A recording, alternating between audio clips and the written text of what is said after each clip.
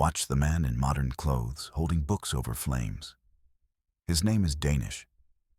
He just joined activists burning religious texts in Paris, celebrating with his brothers.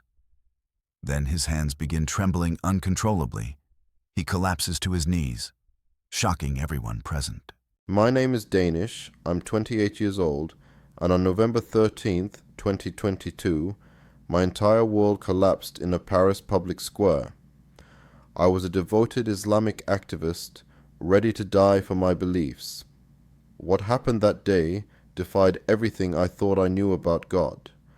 I was born in the suburbs of Paris to devout Muslim immigrant parents who had fled Algeria in the 1990s during the Civil War. My father worked double shifts at a textile factory while my mother cleaned offices at night just to keep our small apartment. Growing up, I watched them struggle against a French society that seemed to view us as outsiders, no matter how hard they tried to integrate. The whispered comments in grocery stores, the suspicious glances on public transport, the way teachers at school would lower their expectations the moment they heard my last name.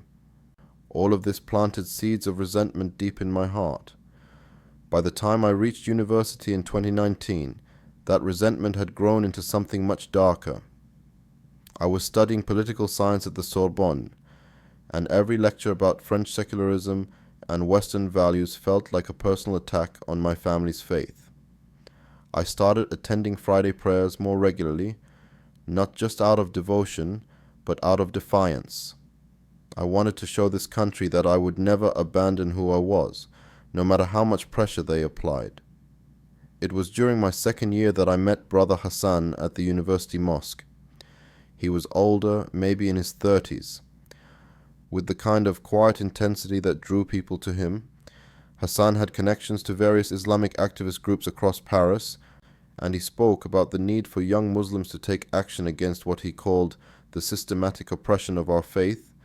He would gather small groups of us after prayers and share stories of Christian missionaries targeting Muslim communities, of Western governments supporting wars in Muslim countries, of how Christianity had historically been used as a weapon against Islam. Ask yourself this question: have you ever been so convinced of something that you would hurt others for it? Because that is exactly where I found myself by the end of 2020. Hassan introduced me to a more radical circle of activists who met in a basement apartment in the 18th arrondissement. There were about 12 of us, all young men between 18 and 30, all carrying similar wounds from feeling rejected by French society. We started calling ourselves the Defenders of Faith. Our meetings began with prayers and Quranic study, but they quickly evolved into something more militant. We would spend hours analyzing what we saw as Christian aggression against Islam, collecting news articles about church expansion projects in Muslim neighborhoods, documenting cases where Muslim workers claimed discrimination by Christian employers. Hassan taught us that passive resistance was not enough. He said that Christians had been waging cultural warfare against Islam for centuries, and it was time for us to respond in kind. The hatred I developed toward Christianity during this period was unlike anything I had ever experienced. It consumed my thoughts during the day and invaded my dreams at night. I would walk past churches and feel my blood pressure rise. I started carrying a small notebook where I would write down every perceived slight against Muslims I encountered, every news story about Islamic terrorism that painted our faith in a negative light, every Christian symbol I saw in public spaces that reminded me of what I viewed as religious colonialism. By early 2021, our group had moved beyond just talking. We started organizing counter-protests whenever Christian organizations held public events. We would show up with signs and megaphones, shouting about Christian hypocrisy and Western imperialism. The rush I felt during these demonstrations was intoxicating. For the first time in my life, I felt powerful instead of powerless, heard instead of ignored. Hassan began talking about escalating our tactics. He showed us videos of book-burning protests from other countries, explaining how symbolic actions could send powerful messages. He said that Christians had been burning Islamic texts throughout history, and it was time to return the favor. The idea of burning Bibles initially made me uncomfortable, but Hassan framed it as an act of justice rather than destruction. He reminded us of the Crusades, of colonial missions, of modern drone strikes in Muslim countries. In his narrative, we were not the aggressors, but the defenders. I spent months collecting religious texts for our planned demonstrations. I would visit second-hand bookstores and charity shops, purchasing Bibles and Christian literature with money I saved from my part-time job at a campus cafeteria. Each book I acquired felt like a small victory against the system I believed was oppressing my people. I stored them in cardboard boxes under my bed, sometimes pulling them out at night to flip through pages that filled me with disgust and anger. The planning for our November demonstration took weeks. We scouted locations across central Paris, looking for public squares where we could attract maximum attention while staying within legal boundaries. We researched permit requirements and fire safety regulations. We created social media accounts to promote the event and recruit additional supporters. Everything was carefully orchestrated to create the biggest possible impact. Truly, I believed I was defending Allah's honor and fighting a holy war. I convinced myself that every Bible we planned to burn represented years of Christian oppression against Muslims worldwide. I told myself that our ancestors who had been killed by crusaders would be proud of our courage to stand up to modern Christian aggression. I saw myself as a soldier in a cosmic battle between truth and falsehood, between justice and tyranny.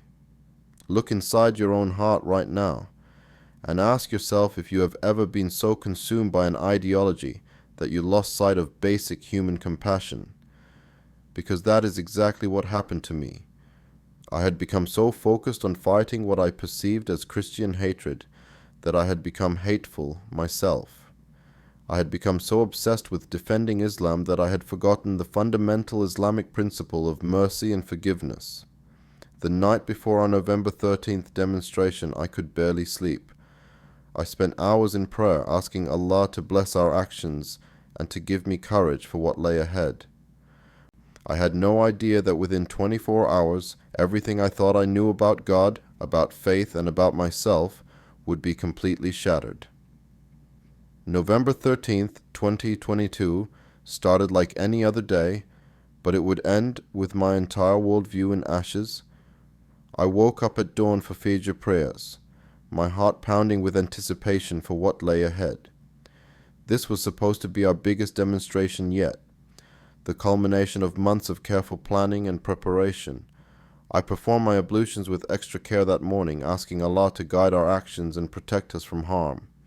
I had no idea I was praying to be protected from myself. I met my 5 fellow activists at Hassan's apartment at 7 in the morning. The atmosphere was electric with nervous energy and righteous determination. Brothers Ahmed and Omar had arrived early to load the boxes of collected books into Hassan's van. Brothers Malik and Yusuf were going over our planned route through the city one final time. Hassan himself was unusually quiet, reviewing legal documents and permit information with the intensity of a general preparing for battle. The books we had collected over months filled 6 large cardboard boxes: Bibles, Christian devotional texts, church hymnals, theological commentaries. Each one represented what we saw as a weapon of cultural imperialism that needed to be symbolically destroyed. As we loaded them into the van, I felt a surge of satisfaction knowing that these instruments of what I believed was Christian oppression would soon be reduced to ash and smoke. The drive to central Paris felt both endless and too short. My stomach churned with a mixture of excitement and anxiety as Hassan navigated through morning traffic. We rehearsed our talking points one more time, the phrases we would shout to any journalists or police officers who might question our actions. We were defending our faith, we would say. We were responding to centuries of Christian aggression against Islam. We were exercising our right to peaceful protest in the heart of the secular French Republic. The public square we had chosen was perfect for our purposes. Located near several major tourist attractions, it would guarantee maximum visibility for our demonstration. The space was large enough to accommodate a crowd, but contained enough that our message would not be diluted. Most importantly, It was legally permissible to hold small fires there, as long as we followed safety protocols and obtained proper permits, which Hassan had secured weeks in advance. We arrived at the square around noon, when foot traffic was heaviest. Families with children, university students, office workers on lunch breaks, tourists with cameras and guidebooks, the perfect audience for our message of resistance against Christian cultural dominance. Hassan parked the van at the edge of the square, while the rest of us began unloading our materials with practiced efficiency. Setting up the metal barrel took only minutes. We had rehearsed this process multiple times in Hassan's backyard, and each of us knew exactly what to do. Ahmed and Omar arranged the books in neat piles around the barrel, while Malik and Youssef unfurled banners with Arabic and French text declaring our opposition to Christian imperialism. Hassan prepared his megaphone and began attracting attention from passers-by with chants about religious freedom and cultural resistance. The moment Hassan lit the first match, I felt a rush of power unlike anything I had ever experienced. This was it. This was our moment to send a clear message to the world that Muslims would no longer passively accept Christian oppression. The flames caught quickly, dancing upward in the November afternoon air like orange and yellow prayers ascending to heaven. I grabbed the first book from the pile nearest to me. It was a leather-bound Bible, worn from years of use, with thin pages that would burn quickly and completely. As I held it above the flames, I felt the weight of history in my hands. This was not just a book, I told myself, but a symbol of every mosque destroyed by Christian armies, every Muslim scholar silenced by Christian authorities, every Islamic text burned by colonial administrators. The crowd that had gathered around us was a mixture of supporters and critics. Some of our fellow Muslim students from the university had come to cheer us on, raising their fists in solidarity as each book disappeared into the fire. But there were also horrified onlookers, tourists who covered their children's eyes, elderly French citizens who shook their heads in disgust and walked away muttering about the decline of civilized society. Everything felt perfect as I continued feeding books into the flames one by one. The crackling sound of burning pages mixed with Hassan's amplified voice declaring our message of resistance to the growing crowd.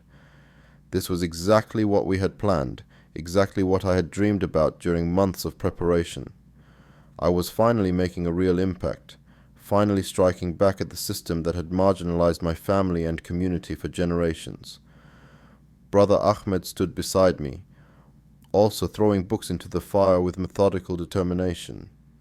Brother Omar worked the crowd with flyers explaining our position, while brothers Malik and Yosef documented everything with their phones for our social media accounts.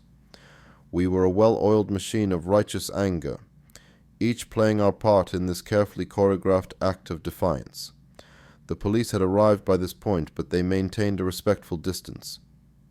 Our permits were in order, our fire was contained and controlled, and our demonstration was technically within the bounds of legal protest.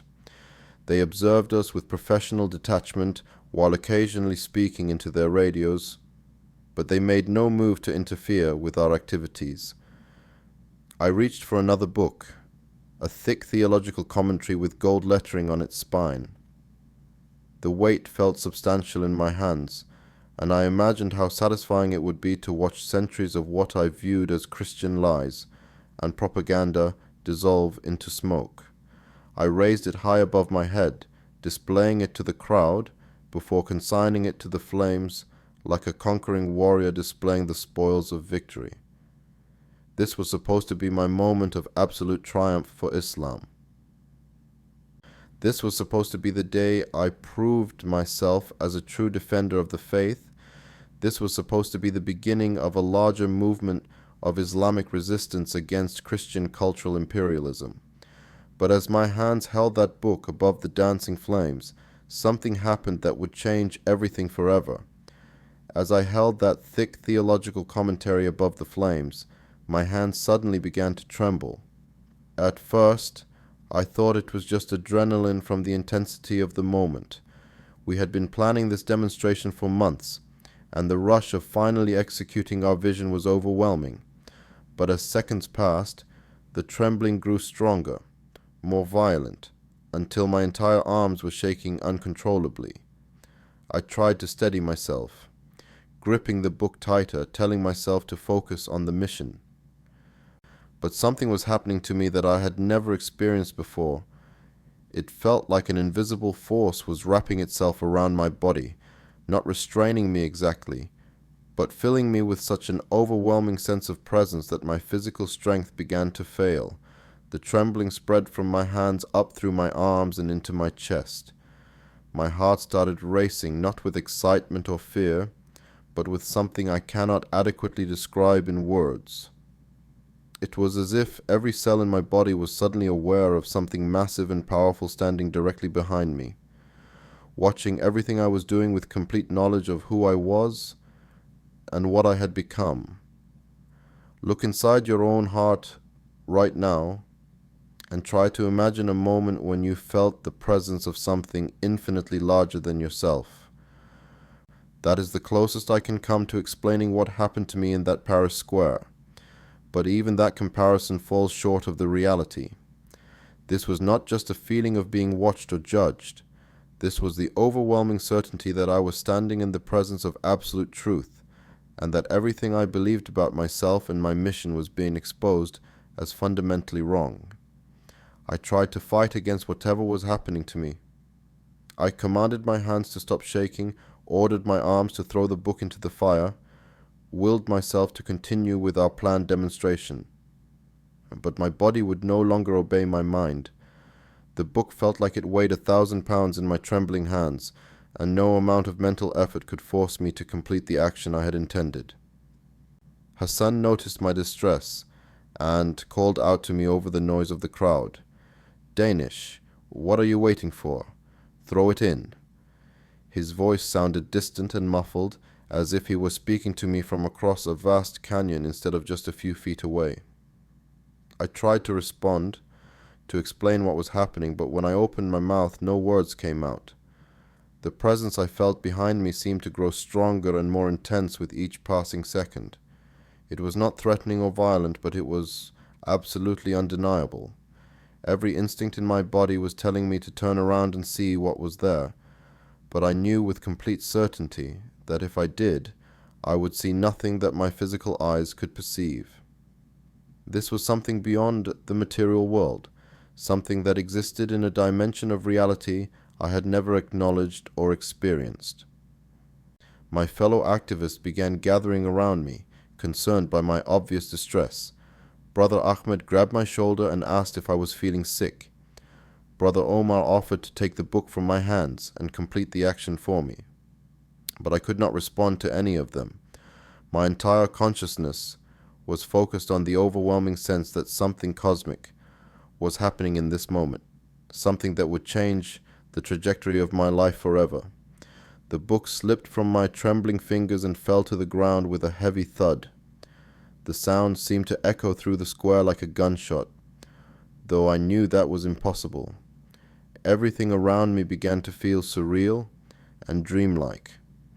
The voices of the crowd became a distant murmur. The crackling of the fire faded to a whisper, and even the November wind seemed to still completely.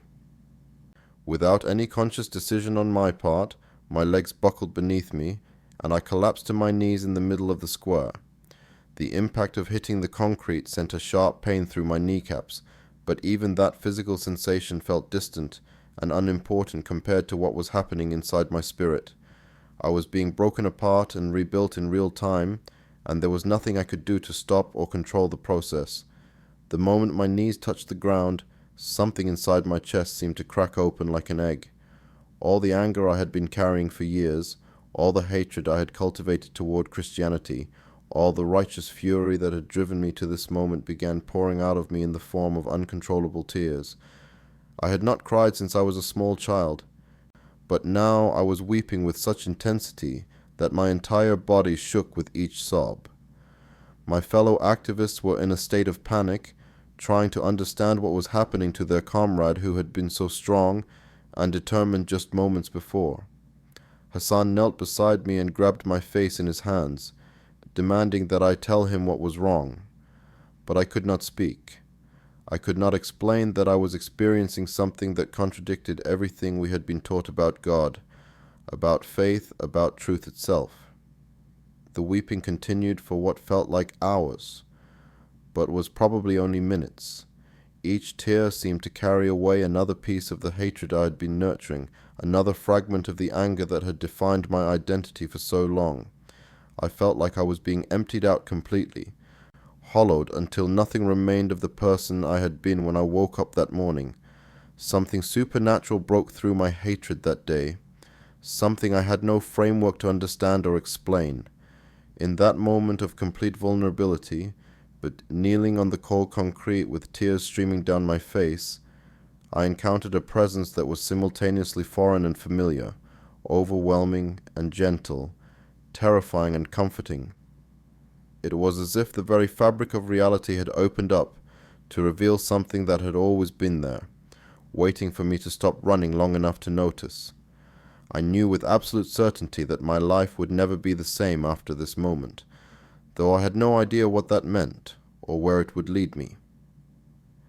The chaos around me continued as my fellow activists tried desperately to understand what had happened to their committed brother, who had suddenly become a weeping stranger in the middle of our most important demonstration.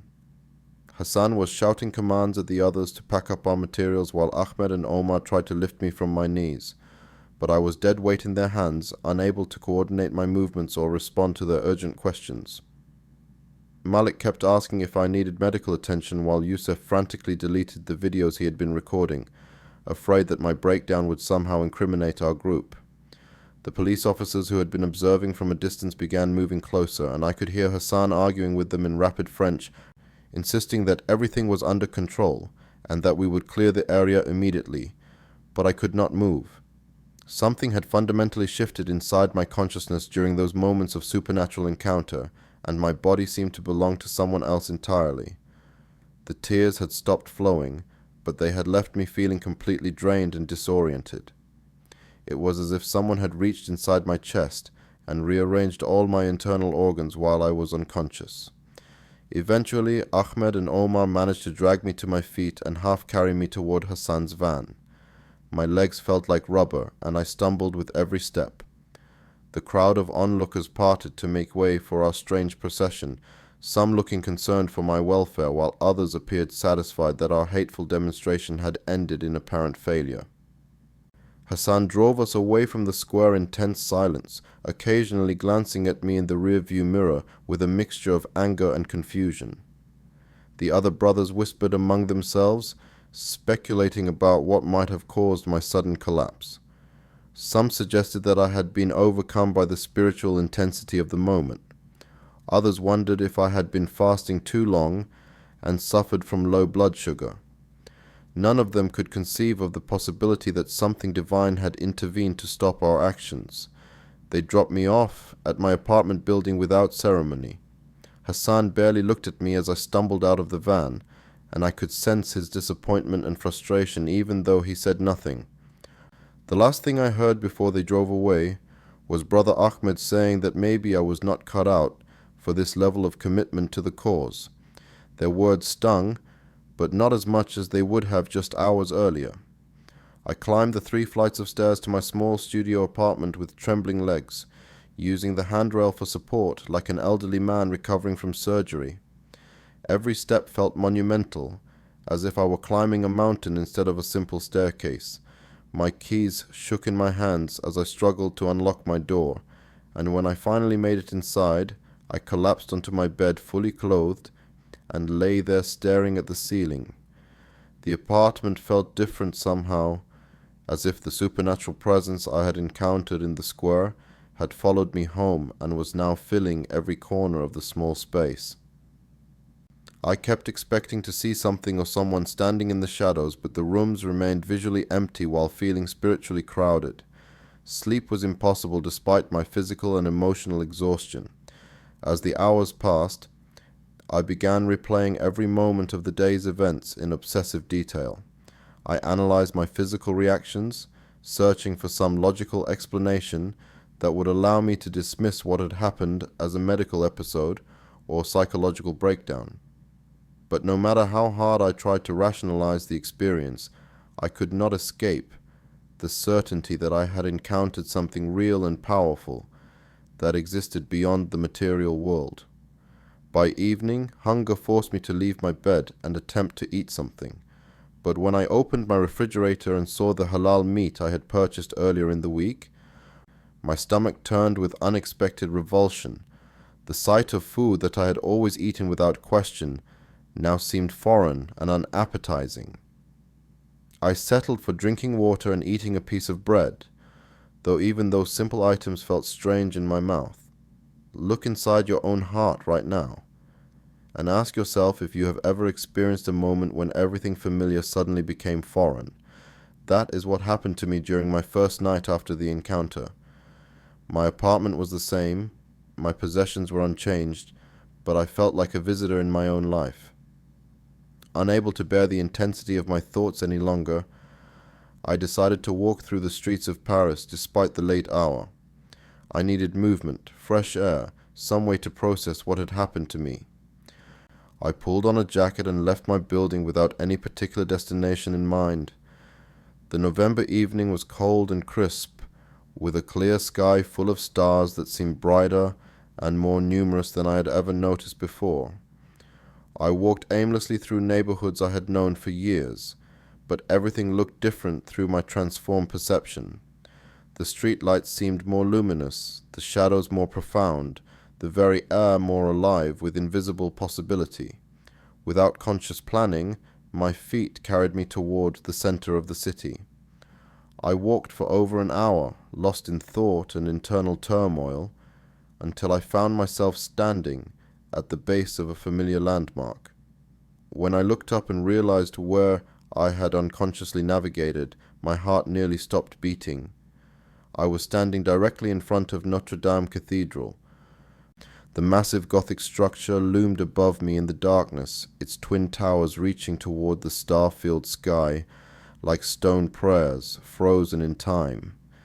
The sight of it should have filled me with the same anger and resentment I had always felt toward Christian symbols. Instead, I was overwhelmed by an inexplicable sense of peace and welcome. The cathedral's facade was illuminated by carefully placed lights that highlighted every carved detail of its ancient stonework. Flying buttresses stretched out like protective arms, and the great rose window glowed with mysterious beauty, even though it was unlit from within. I had passed this building hundreds of times during my years in Paris, always averting my eyes or quickening my pace to minimize my exposure to its Christian symbolism. But on this night, I found myself drawn to the cathedral steps like metal filings to a magnet. I sat down on the cold stone without really deciding to do so, and for the first time in my adult life, I simply looked at a Christian building without hatred or anger clouding my vision. The beauty of the architecture was undeniable, and something about its ancient permanence made me feel small and temporary in a way that was oddly comforting rather than threatening. I remained on those cathedral steps until sunrise, wrestling with questions that had no easy answers and feeling the presence that had touched me earlier continuing to work its mysterious transformation in my heart.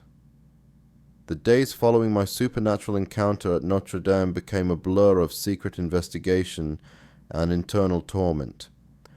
I could not return to my activist group after what had happened at the demonstration, but I also could not explain to anyone what I was experiencing. Hassan called several times, demanding to know if I was committed to the cause or if I had become a liability to our mission. I let his calls go to voicemail, unable to face his questions when I had no answers for myself. My first act of rebellion against everything I had believed came 3 days after the incident. I walked into a small bookstore near the Sorbonne and purchased a copy of the New Testament with cash, wearing sunglasses and a hood like I was buying illegal drugs. My hands shook as I handed the money to the elderly clerk, and I fully expected lightning to strike me down for this act of betrayal against Islam. I carried the book home in a plastic bag hidden inside my backpack, constantly looking over my shoulder to make sure none of my Muslim friends or family members could see me. Once safely locked inside my apartment, I sat on my bed and stared at the cover for nearly an hour before working up the courage to open it to the first page. I had expected to find propaganda and lies, inflammatory rhetoric designed to turn people away from the truth of Islam. Instead, I encountered something completely unexpected. The opening genealogy of Jesus traced his lineage back through King David to Abraham, connecting Christianity directly to the Jewish patriarchs I had learned about in Islamic teaching. This was not the foreign, alien religion I had been taught to hate, but something that claimed roots in the same spiritual soil as my own faith. When I reached the Sermon on the Mount in the Gospel of Matthew, I had to stop reading and pace around my apartment to process what I was discovering. Jesus was teaching about loving your enemies, blessing those who persecute you, turning the other cheek when struck. These were not the words of a violent colonial oppressor, but of someone advocating for a radical form of peace that challenged every assumption I had made about Christian aggression. Ask yourself this question: what would you do if everything you had been taught about your enemies turned out to be wrong? Because that is exactly the crisis I faced as I continued reading night after night in secret. The Jesus I encountered in the Gospels bore no resemblance to the warmongering Christian figurehead I had been conditioned to despise. Instead, he spoke of mercy, forgiveness. It was like a sacrificial love in ways that reminded me of the most beautiful passages in the Quran. The internal conflict became unbearable as weeks passed.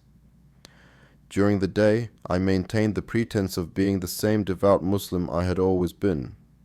I attended Friday prayers at the university mosque, participated in study groups, and nodded along when other students complained about Christian influence in French society. But every night, I returned to my apartment and continued my forbidden investigation into the religion I was supposed to hate. I created anonymous accounts on Christian forums and began asking carefully worded questions about theology and doctrine.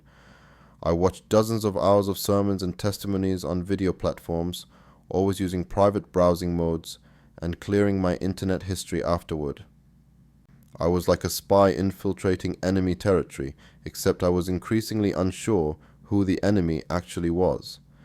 The breaking point came when I discovered a small evangelical church in the Marais district that offered services in both French and Arabic. The pastor was a Lebanese man named Michel, who had converted from Islam to Christianity 20 years earlier. Reading his biography on the church website felt like looking into a mirror of my own spiritual journey, except reversed. I spent 3 weeks walking past the church building without entering, sometimes circling the block multiple times as I wrestled with the decision to go inside. The building was modest and unassuming, nothing like the grand cathedrals that dominated the Paris skyline. It looked more like a community center than a house of worship, which somehow made the prospect of entering less intimidating. Finally, on a cold December morning, I gathered the courage to slip inside during the middle of their Sunday service. I sat in the back row, wearing a baseball cap pulled low over my eyes, ready to flee at the first sign of recognition or confrontation, but no one stared at me or demanded to know why I was there. The congregation was surprisingly diverse, with people of various ethnicities and ages singing together in languages I recognized and others I did not. Pastor Michel's sermon that morning was about the parable of the prodigal son, and as he spoke about a father's love for a child who had rejected and abandoned him, I felt the same overwhelming presence I had experienced in the public square. This time, however, I was prepared for it and did not collapse or break down. Instead, I sat quietly and let the feeling wash over me while tears streamed down my face. After the service ended, I tried to leave quickly without speaking to anyone, but Pastor Michel caught me at the door. He looked directly into my eyes and said in Arabic, "Peace be with you, brother. You are always welcome here." The kindness in his voice and the absence of any suspicion or judgment in his manner shattered the last of my defenses against what God was trying to show me.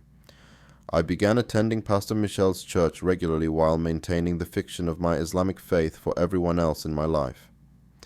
He became my secret spiritual guide through the most confusing period of my existence, answering my questions with patience and wisdom, while never pressuring me to make any public declarations or commitments.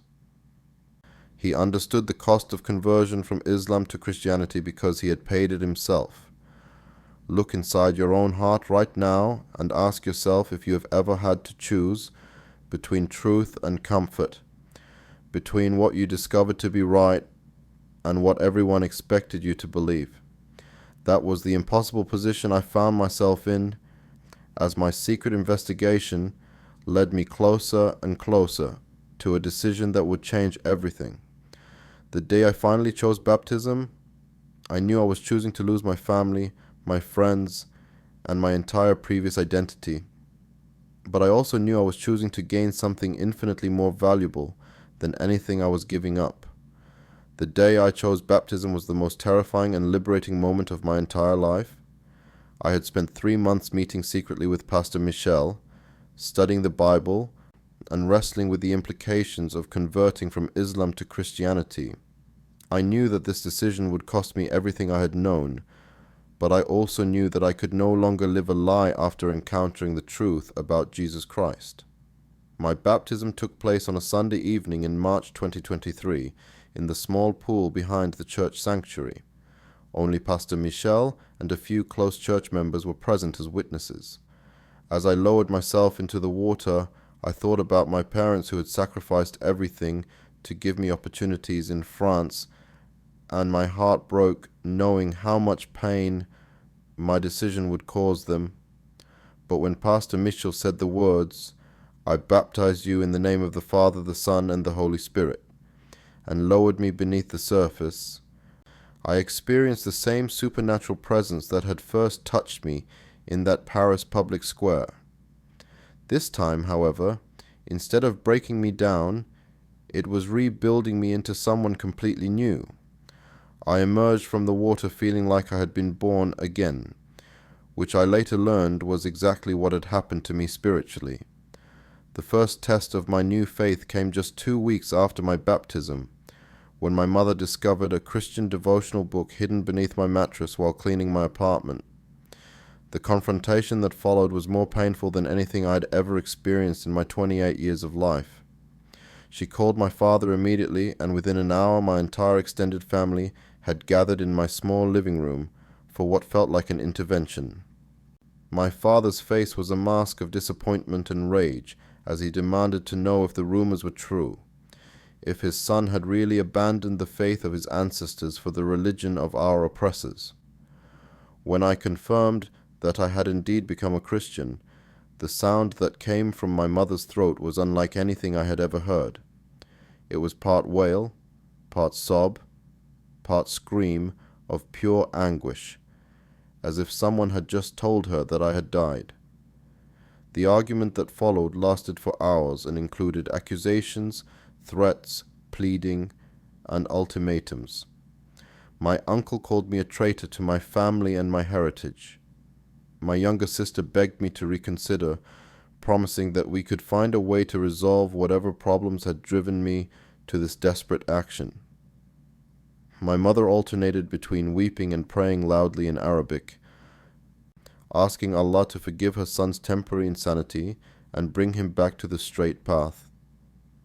But my father's reaction was the most devastating of all.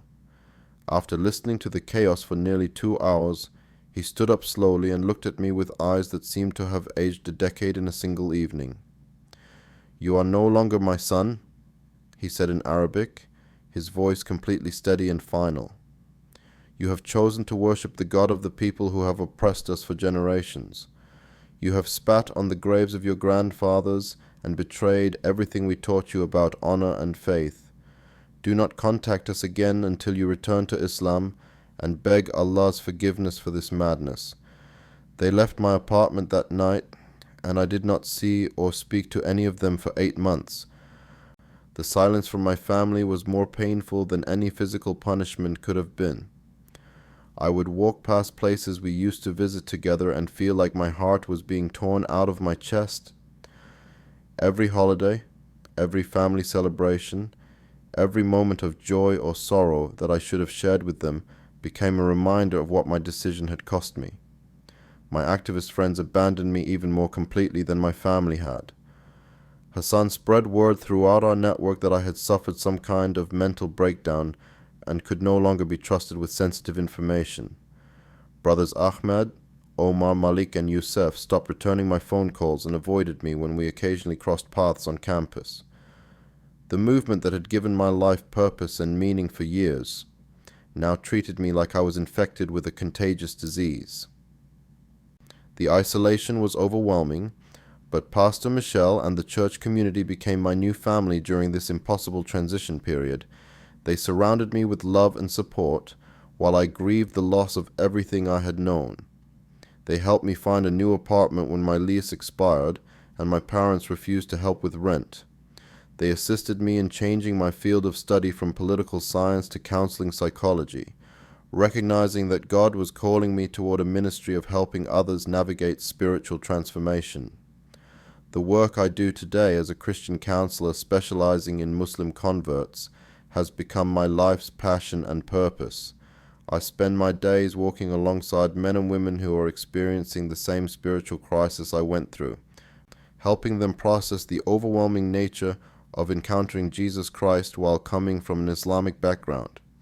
Every week I meet with people who are wrestling with the same questions I faced, dealing with the same family rejection I experienced, struggling with the same identity crisis that nearly destroyed me.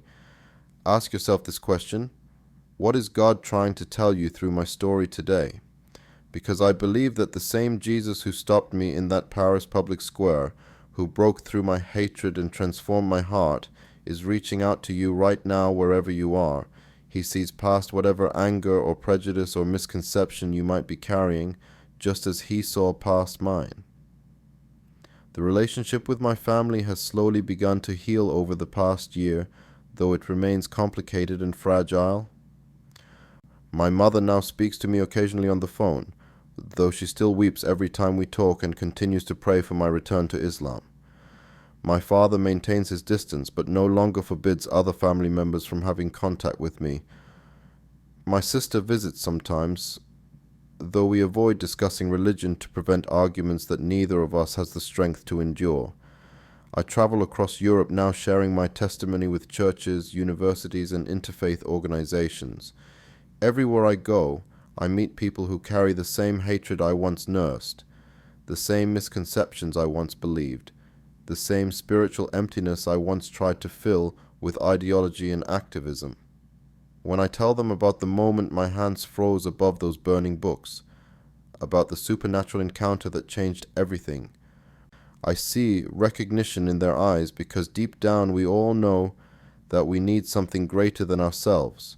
Just as Jesus reached down to me in my darkest moment of hatred and rebellion, he is reaching out to you right now with the same transforming love. Do not wait for a dramatic intervention like I experienced.